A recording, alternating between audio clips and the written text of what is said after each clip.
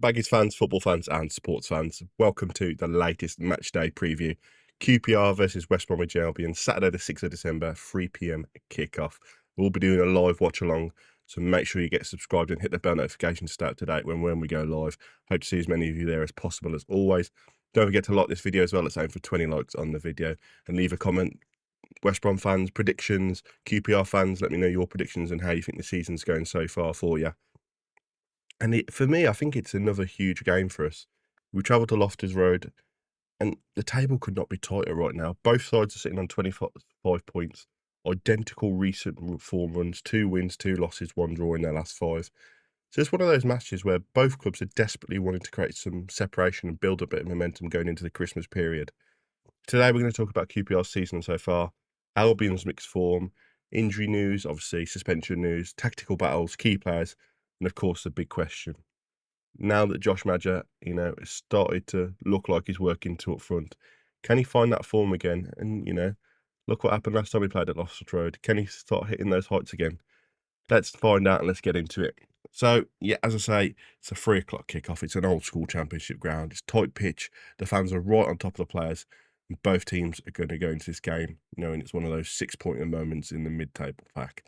QPR have had a strange start. Some really strong performances. I was looking through their previous games. They beat Wrexham in September. They beat Charlton at home. But then they lost to Norwich recently last week, and that was obviously Norwich's first game.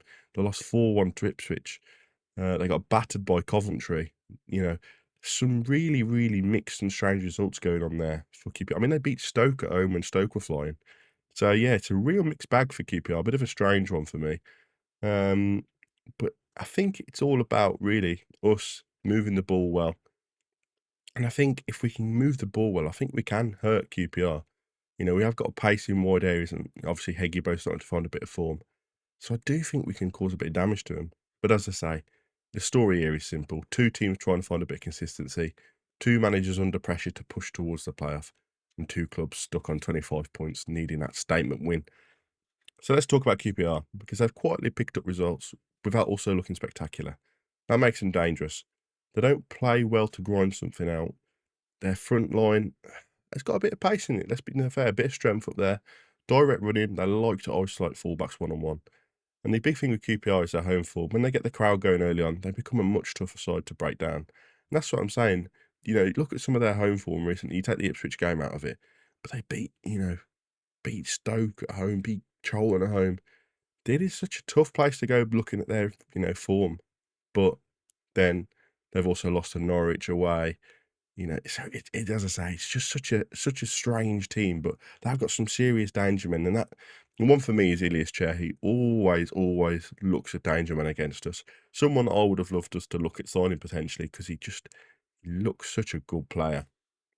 As I say, they're not really blowing teams away, but they're not conceding a lot either. They stay in games. Now we have to avoid those sloppy periods where we switch off, because that's exactly the kind of moment QPR will punish us.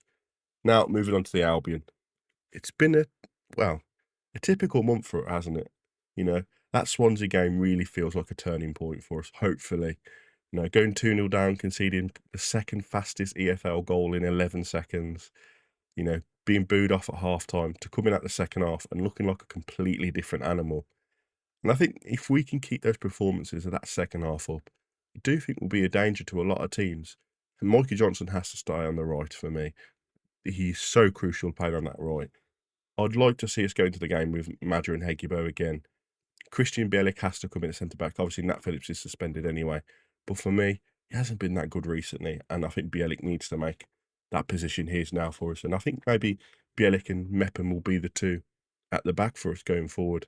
But I'd love to see us go 2 up top. Grant, you've got to give him his due. He's been really good playing on that left side, so I'd keep him there. Mo and Malumbi's got to be in middle too. And Campbell, for me, did really well against Swansea, so again, he has to start at right back. And then left back, I think it's going to be Styles over Taylor. But for me, it's just, we need to start stringing some results together now. And there's no point going into this game, reverting back to the first half at Swansea, because if we do, they will destroy us. And there's not a chance of us coming back like we did against Swansea. They will absolutely cannon us. So we need to start that the QPR game exactly how we did against Swansea. Let's get the ball moving forward. Let's get it out to the wide men. Let's get Heggy supported with Maja. And let's see if the goals will start flying in.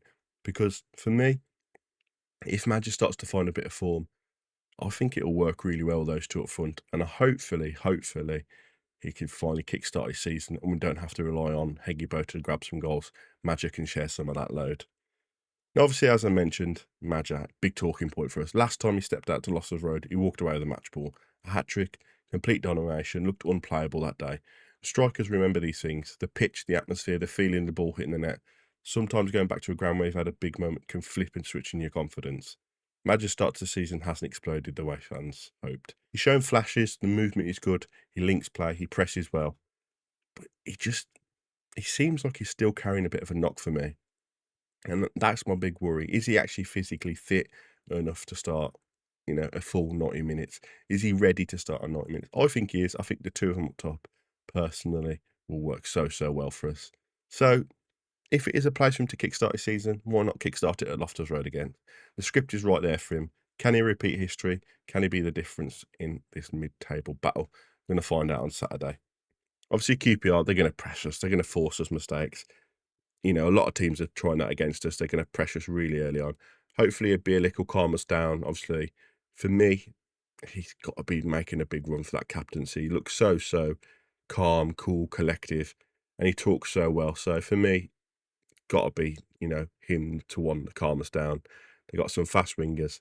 For us, again, we've got some fast wingers. Johnson has to be on that right. Heggy, love to see him holding up their defenders, trying to, get involved. And I think he will again this week. I do think Heggy is going to nick a goal. But a key for us in the Championship, I think Loftus Road, is that midfield battle. If we can win those second balls, win the territory, that's where we can push forward. And I think, I'd like to hope Malumbi's learnt his lesson from the Coventry game. He come out and spoke really well in his, post-match and said he's apologetic. He really felt like he let the fans on the side down. So I hope he's learnt his lesson from that. And, we can really see him being the one that can drive us forward from that position. I think Maja dropping deep to drag the centre half of him could open gaps for the winger and for Heggy, and that's what I think he does so well. He draws people in. His first touch, the ball just sticks to his foot, and I think that's going to be so good for us. I think it's going to draw defenders in. It's going to allow Johnston, Grant, Heggy to find some space, and I think that's going to be where we're going to do the damage. But hopefully, as I say, danger zone for us is going to be Heggy, Johnson, Maja. Danger zone for them, Chair.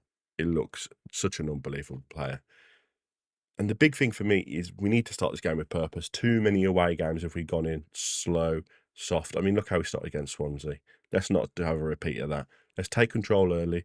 Let's get a fast start. Let's get a couple of chances early on. Get Maja touching the ball. Get the wingers in. And that's how you silence Loftus Road. QPR will be the opposite. They'll thrive if the game becomes scrappy. If it becomes up and downs, Albion will need composure, patience and quality. And look, these are the sort of games that can define a season. You beat a team that's level on points, you create that separation, you go into Christmas with momentum, you lift the confidence in the camp. If we can string 2 or 3 wins together now, going into this sort of period, it's going to be so massive for us going into January, because then we look more attractive for teams to, for players to come and sign for us. But it also gives the players currently in the squad the positivity to go, yeah, we can go and get another win. We can go into the next game. We can go and pick up 3 points at Sheffield United. We can go and pick up 3 points here. We can go away to places and pick up results. So I really hope we string some wins together. Score predictions for me, it's going to be a tight game. Both teams are on the same point, same form, very similar strengths and weaknesses. But I'm going to lean slightly towards the Albion because I feel the narrative could fit us really well this weekend. I'm going to go 3-1 West Bromwich Albion. Maja to get on the score sheet, Heggy. I don't know who else is going to score the third one. Maybe even he might nick 2 goals. But let's be honest, it wouldn't be surprising me if it goes either way. It's kind of that fixture. So that's my full preview of QPR versus WEA this Saturday. A really intriguing mid-table scrap with a lot riding on it, especially with the Christmas fixture pile up around the corner. Let me know your predictions in the comments. Do you think Maja finds his form again? Do you think Albion have enough to win at Loftus Road? Make sure you drop a like, subscribe if you're new, and I'll see you on the match day. Watch along. Come on, you Baggies.